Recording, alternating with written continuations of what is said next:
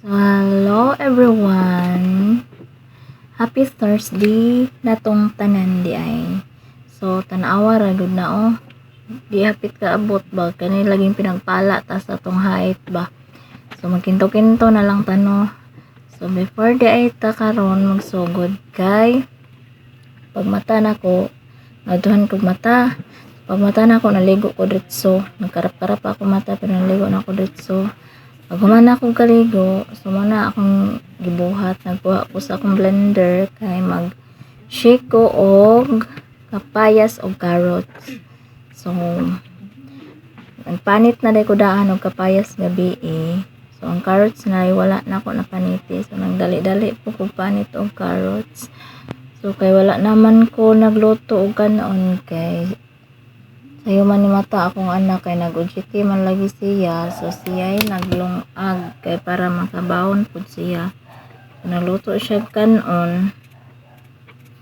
Muna na ako magluto. So muna akong gibuhat. Naghimo na lang ko og shake. So muna akong pinanitan gabing kapayas. So ganahan mo butangan na inyong sugar guys. Pwede ra na butangan. Pero akong gibutang ana nga nagbutang kog sugar and nagkuan ko og gatas. May gatas akong gikuan ako ram sa nagikutaw sa tubig. Ay akong gibutang ana kay wala man koy fresh milk. So pero og di mo ganahan og gatas, di mo ganahan na sugar, pwede ra na ninyo di ninyo butangan para healthy jud kay siya no. So ako kay ganahan man kog na siya tamis-tamis gamay. So mana siya ibutangan na lang pud na ako sugar para malasa-lasa pud siya. Pero tamis naman ang kapayas. So murag ang di mo ganahan nga tamis jud. So pwede ra walay sugar.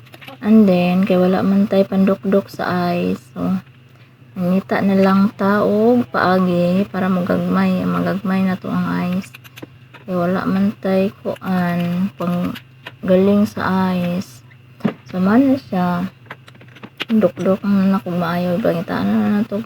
Gimaniho na lang na nato para magamay ang ice, magagmay-gagmay. So man siya i-blend na nato. Diba? So, wala pa ko kapangitag sudan kay pa ko kagawas. So man ako ana ni gawas ko kadali kay nagpalit ko sudan sa gawas. So wala pa ko gamaha pero giuna na ko ang shake, o diba? Una na ko ang shake. Pero wala pa ko niinom ana ni kaon sa kudaan kay mapas mo niya ta. Sa una lang ang akong kamera nagpataka na siya tan-awa sana na siya nagtuyok. Uy, akong naong kay Thomas sa amin, tapos sa amin niya gidetect, awara gud na siya. Taka-taka lang na siya lingi-lingi.